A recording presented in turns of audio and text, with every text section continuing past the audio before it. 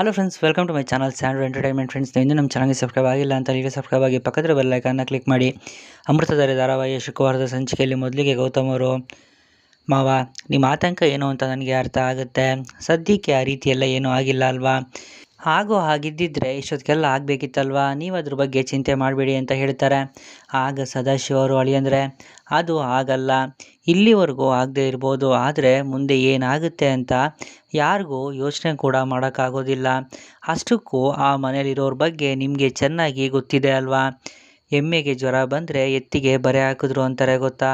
ಅದೇ ರೀತಿ ಯಾರ ಮೇಲಿರೋ ಕೋಪನ ಪಾಪ ಪಾರ್ಥ ಮತ್ತು ಅಪೇಕ್ಷೆ ಮೇಲೆ ಎಲ್ಲಿ ತೋರಿಸ್ಕೊತಾರೆ ಅಂತ ನನಗೆ ಭಯ ಆಗ್ತಿದೆ. ನೀವೇನು ಎಲ್ಲ ಆಸ್ತಿನೂ ಅವ್ರಿಗೆ ಬರ್ಕೊಟ್ಟು ಬಂದಿದ್ದೀರಾ, ಪಾರ್ಥ ಅವ್ರಿಗೂ ಕೂಡ ಪಾಲು ಕೊಟ್ಟಿದ್ದೀರಾ. ಆದರೆ ನಿಮಗೆ ಗೊತ್ತಿರೋ ಹಾಗೆ ಜಯದೇವ್ ಅವ್ರಿಗೆ ಹಣದಾಸೆ ತುಂಬಾ ಜಾಸ್ತಿ. ಅದಕ್ಕೋಸ್ಕರ ಪಾರ್ಥ ಅವ್ರಿಗೆ ಏನಾದರೂ ತೊಂದರೆ ಮಾಡ್ತಾರೆ ಅನ್ನೋದೇ ನನ್ನ ಆತಂಕ. ಮೊದಲೇ ಪಾರ್ಥ ತುಂಬ ಸಾಧು ಸ್ವಭಾವದವರು, ಅವ್ರಿಗೆ ಒಳ್ಳೇದು ಯಾವುದು ಕೆಟ್ಟದ್ದು ಯಾವುದು ಅನ್ನೋದು ಗೊತ್ತಾಗೋದಿಲ್ಲ. ಅದಕ್ಕೆ ಅವರಿಬ್ಬರನ್ನು ಈಗಲೇ ನಮ್ಮ ಮನೆಗೆ ಕರ್ಕೊಂಡು ಬರಬೇಕು ಅಂತ ನಾನು ಅಂದ್ಕೊಂಡಿದ್ದೀನಿ ಅಂತ ಹೇಳ್ತಾರೆ. ಆಗ ಗೌತಮ್ ಅವರು, ಬೇಡ ಮಾವ, ಸದ್ಯಕ್ಕೆ ಈ ನಿರ್ಧಾರನ ನೀವು ಕೈ ಬಿಟ್ಬಿಡಿ.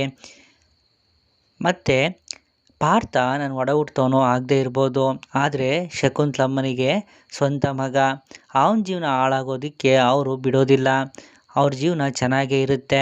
ಅಷ್ಟಕ್ಕೂ ಮುಂದೆ ಏನೋ ಆಗುತ್ತೆ ಅಂತ ನಾವು ಟೆನ್ಷನ್ ತೊಗೊಂಡು ಅವ್ರಿಗೆ ಯಾಕೆ ಟೆನ್ಷನ್ ಕೊಡಬೇಕು ಅಂತ ಹೇಳ್ತಾರೆ. ಆಗ ಸದಾಶಿವರು, ಸರಿ ಅಳಿಯಂದರೆ, ನಿಮಗೆ ಇಷ್ಟು ಕಾನ್ಫಿಡೆಂಟ್ ಇದೆ ಅಂತಂದರೆ ನನ್ನ ಮನಸ್ಸಿಗೂ ಕೂಡ ಸ್ವಲ್ಪ ಧೈರ್ಯ ಬಂತು. ಅದು ಸರಿ, ಮನೇಲಿ ಎಲ್ಲರೂ ಹೇಗಿದ್ದಾರೆ? ಭೂಮಿ ಹೇಗಿದ್ದಾಳೆ? ಗುಂಡ ಹೇಗಿದ್ದಾನೆ? ಮಿಂಚು ಹೇಗಿದ್ದಾಳೆ ಅಂತ ಕೇಳ್ತಾರೆ. ಆಗ ಗೌತಮ್ ಅವರು, ಎಲ್ಲರೂ ಚೆನ್ನಾಗಿದ್ದಾರೆ ಮಾವ, ನೀವು ಕೂಡ ಮನೆ ಕಡೆ ಒಂದು ಸರಿ ಬನ್ನಿ ಅಂತ ಹೇಳ್ತಾರೆ. ಆಗ ಸದಾಶಿವರು, ಖಂಡಿತ ಬರ್ತೀನಿ ಅಳಿಯಂದರೆ, ಮತ್ತು ನಿಮ್ಮ ಕಳೆದೋಗಿರೋ ಮಗು ಒಂದು ಸಿಕ್ಬಿಟ್ರೆ ನಿಮ್ಮ ಸಂಸಾರ ಇವಾಗ ಸಂಪೂರ್ಣ ಆಗುತ್ತೆ. ಅದ್ರ ಬಗ್ಗೆ ಏನಾದರೂ ಅಂತ ಕೇಳ್ತಾರೆ. ಆಗ ಗೌತಮ್ ಅವರು, ಇನ್ವೆಸ್ಟಿಗೇಷನ್ ನಡೀತಿದೆ, ಆದಷ್ಟು ಬೇಗ ಗುಡ್ ನ್ಯೂಸ್ ಕೊಡ್ತೀನಿ ಅಂತ ಇನ್ಸ್ಪೆಕ್ಟರ್ ಕೂಡ ಹೇಳಿದ್ದಾರೆ ಅಂತಾರೆ.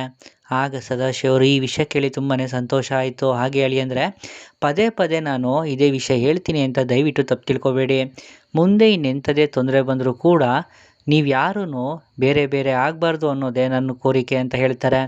ಆಗ ಗೌತಮ್ ಅವರು, ಹಾಗೆಲ್ಲ ಏನೂ ಆಗೋದಿಲ್ಲ ಮಾವ, ನಿಮ್ಮ ಆಶೀರ್ವಾದ ಹೊಂದಿದ್ರೆ ನಾವೆಲ್ಲರೂ ಚೆನ್ನಾಗಿರ್ತೀವಿ. ಸರಿ, ನಾನು ಹೋಗಿ ಬರ್ತೀನಿ ಅಂತ ಹೇಳಿ ಅಲ್ಲಿಂದ ಹೊರಡ್ತಾರೆ.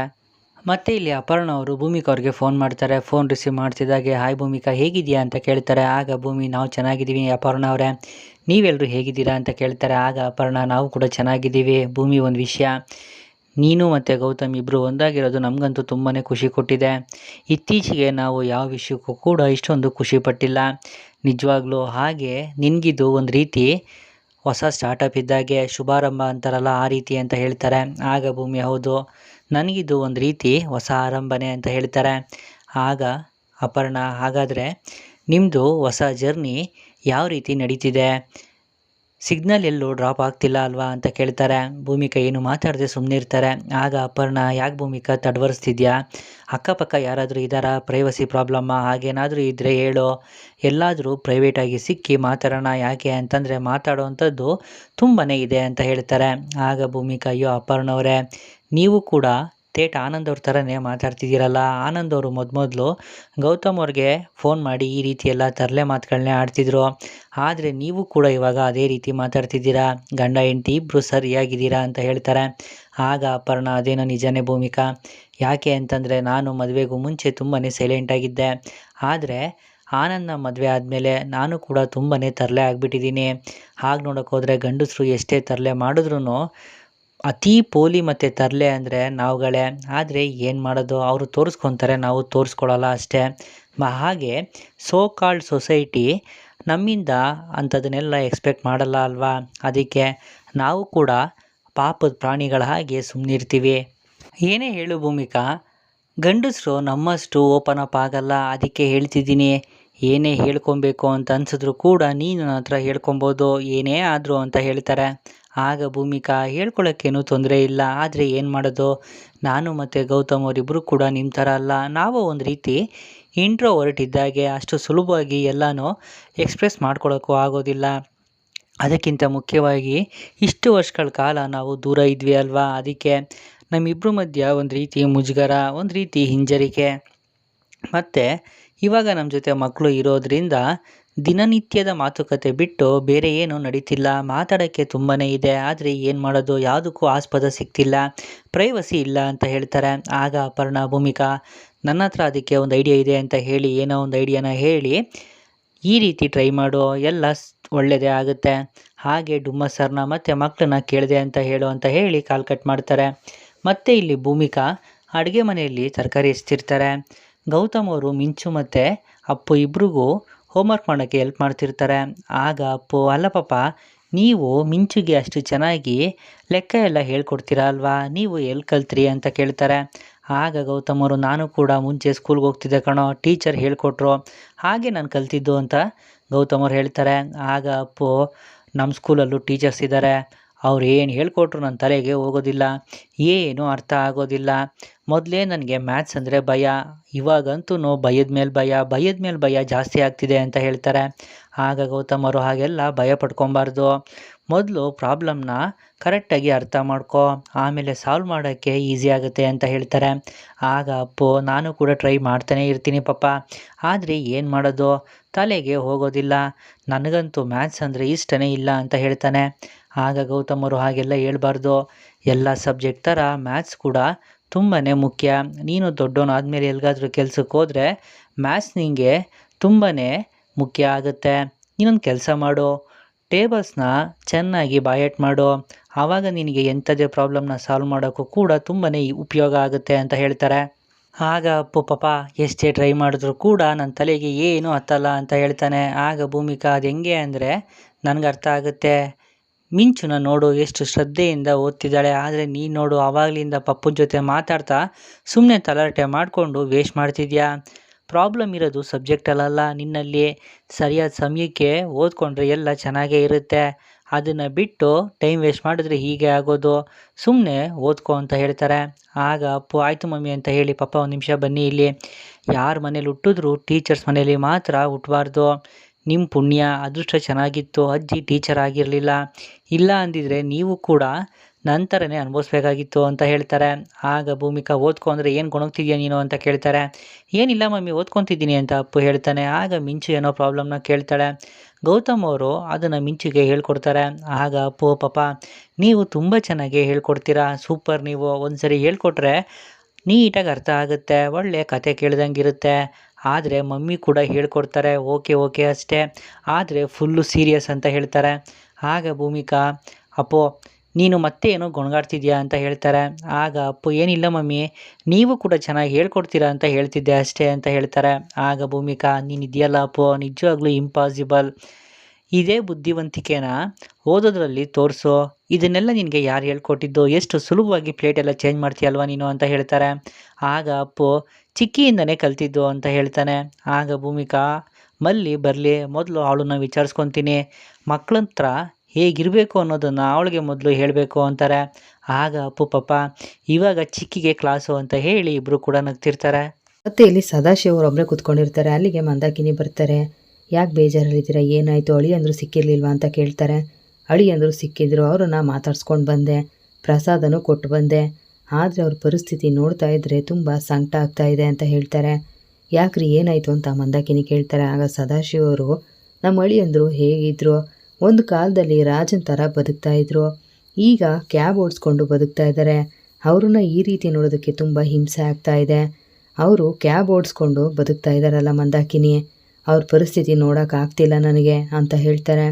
ಆಗ ಮಂದಾಕಿನಿ, ರೀ ನನಗೂ ಆ ವಿಷಯದ ಬಗ್ಗೆ ತುಂಬ ಬೇಜಾರಿದೆ, ನಮ್ಮ ಮಗಳು ಅಳಿಯ ಒಂದಾಗಲಿ ಅಂತ ಅಂದ್ಕೊಂಡಿದ್ದೆ, ಈಗ ಅವರಿಬ್ಬರು ಒಂದಾಗಿದ್ದಾಯಿತು, ಆದಷ್ಟು ಬೇಗ ಅವ್ರ ಜೀವನ ಸರಿ ಹೋದರೆ ಸಾಕಾಗಿದೆ ರೀ ಅಂತ ಹೇಳ್ತಾರೆ. ಇಲ್ಲ ಮಂದಾಕಿನಿ, ಇವ್ರ ಪರಿಸ್ಥಿತಿನ ನೋಡಿ ನಾವು ಹಾಗೆ ಇರೋಕ್ಕಾಗಲ್ಲ, ನಾವು ನಮ್ಮ ಕೈಲ ಸಹಾಯ ಮಾಡಬೇಕು, ಆದರೆ ಏನು ಮಾಡಬೇಕು, ಹೇಗೆ ಮಾಡಬೇಕು ಅಂತ ಗೊತ್ತಾಗ್ತಿಲ್ಲ ಅಂತ ಹೇಳ್ತಾರೆ. ಆಗ ಮಂದಾಕಿನಿ, ಹೌದು ರೀ, ಅವ್ರ ಪರಿಸ್ಥಿತಿ ಸುಧಾರಿಸ್ಬೇಕು ಅಂದರೆ ನಾವೇನಾದರೂ ಮಾಡಲೇಬೇಕು ಅಂತ ಹೇಳ್ತಾರೆ. ಮತ್ತು ಇಲ್ಲಿ ಜೇಡಿ ಡ್ರಿಂಕ್ಸ್ ಮಾಡ್ತಾ ಕೂತಿರ್ತಾರೆ. ಅಲ್ಲಿಗೆ ದಿಯಾ ಬರ್ತಾರೆ. ಖಾಲಿ ಅಂತ ಜೇಡಿ ಹೇಳ್ತಾರೆ.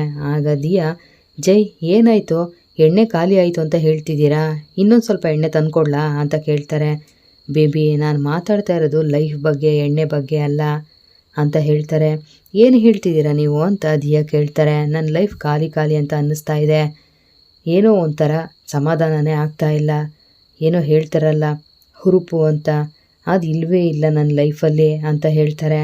ಆಗ ದಿಯಾ ಜೈ ಏನು ಹೇಳ್ತಿದ್ದೀರಾ ಅಂತ ಕೇಳ್ತಾರೆ. ಹೌದು ಬೇಬಿ, ಶತ್ರುಗಳು ಇಲ್ವಲ್ಲ, ಅದಕ್ಕೆ ನನಗೆ ತುಂಬ ಬೇಜಾರಾಗ್ತಿದೆ. ಶತ್ರುಗಳಿದ್ದರೆ ಹುರುಪು ಹುಮ್ಮಸ್ಸು ತಾನಾಗೇ ಬರುತ್ತೆ ಅಂತ ಹೇಳ್ತಾರೆ. ಏನು ಜೈ, ಎಲ್ಲರೂ ಶತ್ರುಗಳಿರಬಾರ್ದಪ್ಪ ನಮಗೆ ಅಂತ ಬದುಕ್ತಾರೆ, ನೀವು ನೋಡಿದ್ರೆ ಶತ್ರುಗಳಿರಬೇಕು ಅಂತ ಹೇಳ್ತಿದ್ದೀರಲ್ಲ, ನಿಮ್ಮನ್ನು ಅರ್ಥ ಮಾಡ್ಕೊಳ್ಳೋದಕ್ಕೆ ಆಗ್ತಾ ಇಲ್ಲ ನನಗೆ, ನೀವು ತುಂಬ ಸ್ಟ್ರೇಂಜ್ ಅಂತ ಅನಿಸುತ್ತೆ ಅಂತ ಹೇಳ್ತಾರೆ. ಬೇಬಿ, ಇದರಲ್ಲಿ ಅರ್ಥ ಮಾಡ್ಕೊಳ್ಳೋದಕ್ಕೆ ಏನಿದೆ, ನಮ್ಮ ಲೈಫಲ್ಲಿ ಶತ್ರುಗಳು ಇರಬೇಕು, ನಾವು ಮೇಲೆ ಇರಬೇಕು, ಅವರು ಕೆಳಗಡೆ ಇರಬೇಕು. ನಾವು ಅವ್ರಿಗೆ ಪದೇ ಪದೇ ನೋವು ಕೊಡ್ತಾ ಇರಬೇಕು, ಅವರು ಸೋಲ್ತಾ ಇರಬೇಕು, ನಾವು ಗೆಲ್ತಾ ಇರಬೇಕು. ಅದನ್ನು ನೋಡಿ ನಾವು ಖುಷಿ ಪಡಬೇಕು. ಆ ಖುಷಿ ಕೊಡೋ ಕಿಕ್ಕಿದೆಯಲ್ಲ, ಅದನ್ನು ಯಾವುದು ಕೊಡೋಕ್ಕೆ ಸಾಧ್ಯನೇ ಇಲ್ಲ ಅಂತ ಹೇಳ್ತಾರೆ.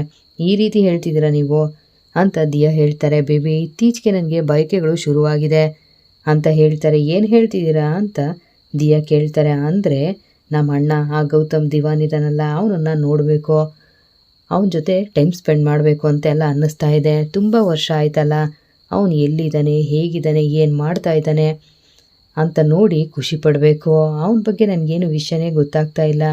ಈಗಾಗಲೇ ಅವನಿಗೆ ವೈಟ್ ಏರ್ಸು ಗ್ರೇ ಏರ್ಸು ಅಂತ ಹೇಳ್ತಾರಲ್ಲ, ಅದೆಲ್ಲ ಬಂದಿರಬಹುದು ಅಲ್ವಾ ಬೇಬಿ ಅಂತ ಹೇಳ್ತಾರೆ. ಜೈ, ಏನು ಮಾತಾಡ್ತಿದ್ದೀರಾ ನೀವು ಅಂತ ದಿಯಾ ಹೇಳ್ತಾರೆ.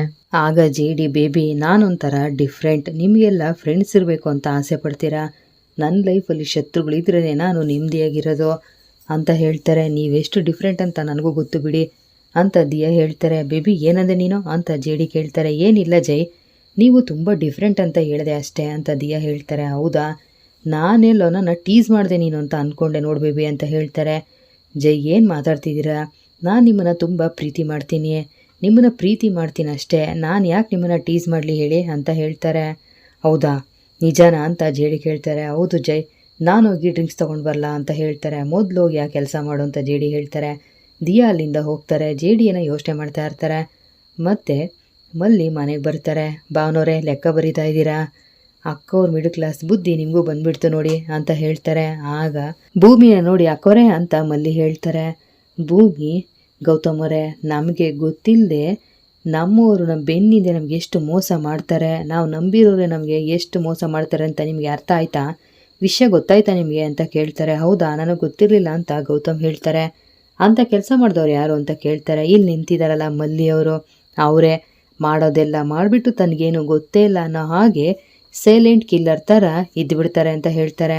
ಆಗ ಮಲ್ಲಿ, ಅಕ್ಕೋರೆ, ನಾನು ಸೈಲೆಂಟ್ ಕಿಲ್ಲರ್ ಅಲ್ಲ, ತುಂಬ ತಲೆನೋವ್ತಾ ಇತ್ತು, ಪೇಯ್ನ್ ಕಿಲ್ಲರ್ ತೊಗೊಂಡಿದ್ದೆ, ಈಗ ನೀವೇನೇನೋ ಮಾತಾಡ್ತಾ ಇದ್ದೀರಾ ಅಂತ ನಾನು ಏನು ಮಾಡಿದೆ ಹೇಳಿ ಅಂತ ಕೇಳ್ತಾರೆ. ಪಾಪ ನೀವು, ನಿಮಗೇನು ಗೊತ್ತೇ ಇಲ್ಲ ನೋಡಿ, ಇಷ್ಟು ದಿನ ನೀನು ತುಂಬ ಒಳ್ಳೆಯವಳು ಅಂತ ಅಂದ್ಕೊಂಡಿದ್ದೆ, ಆದರೆ ನೀನು ಮಹಾ ಮಳ್ಳಿ ಅಂತ ಇವತ್ತೇ ಗೊತ್ತಾಗಿದ್ದು ಅಂತ ಹೇಳ್ತಾರೆ.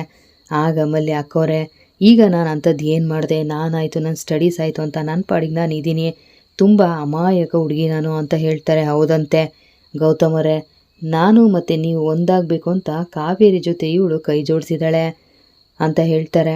ಮತ್ತು ಈ ಲೊಕೇಶನ್ಗೆ ಶಿಫ್ಟ್ ಆಗೋದಕ್ಕೆ ಇವಳೇ ಮುಖ್ಯ ಕಾರಣ ಅಲ್ವಾ ಅಂತ ಕೇಳ್ತಾರೆ. ಹೌದು ಅಕ್ಕೋರೆ, ನಾನು ನೋಡಿದೆ ನೀವಿಬ್ಬರು ಒಂದಾಗ್ತೀರಾ ಅಂತ, ನೀವಿಬ್ಬರು ಒಂದಾಗೋ ಲಕ್ಷಣ ಕಾಣಿಸ್ಲಿಲ್ಲ, ಅದಕ್ಕೆ ಹೀಗೆ ಮಾಡಿದೆ, ಸದ್ಯ ಈಗಲಾದರೂ ಒಂದಾದ್ರಲ್ಲ ಅದೇ ಖುಷಿ ಅಂತ ಹೇಳ್ತಾರೆ. ಆಗ ಗೌತಮ್ ಅವರು ಥ್ಯಾಂಕ್ಸ್ ಮಲ್ಲಿ ಅಂತ ಹೇಳ್ತಾರೆ. ಆಗ ಭೂಮಿ, ಥ್ಯಾಂಕ್ಸ್ ಮಲ್ಲಿ ಅಂತ ಹೇಳ್ತಾರೆ.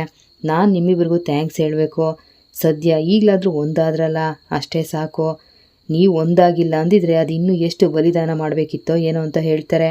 ಹಳೆ ಓನರ್ ಥರನ ಅಂತ ಭೂಮಿ ಕೇಳ್ತಾರೆ. ಹೌದು ಅಕ್ಕೋರೆ, ದೊಡ್ಡ ಕೆಲಸ ಆಗಬೇಕು ಅಂದರೆ ಸಣ್ಣ ಪುಟ್ಟ ಬಲಿದಾನ ಆಗ್ತಾನೇ ಇರಬೇಕು ಅಂತ ಹೇಳ್ತಾರೆ. ಆಗ ಭೂಮಿ, ನೋಡಿದ್ರ ಗೌತಮ್ ಅವರೇ, ನಾನು ಹೇಳಲಿಲ್ವಾ ಸೈಲೆಂಟ್ ಕಿಲ್ಲರ್ ಅಂತ, ಇವಳು ನೋಡಿ ಹೇಗೆ ಆಡ್ತಿದ್ದಾಳೆ ಅಂತ ಹೇಳ್ತಾರೆ. ಎಲ್ಲರೂ ನಗ್ತಾ ಇರ್ತಾರೆ. ಭೂಮಿಗೆ ಖುಷಿ ಆಗುತ್ತೆ.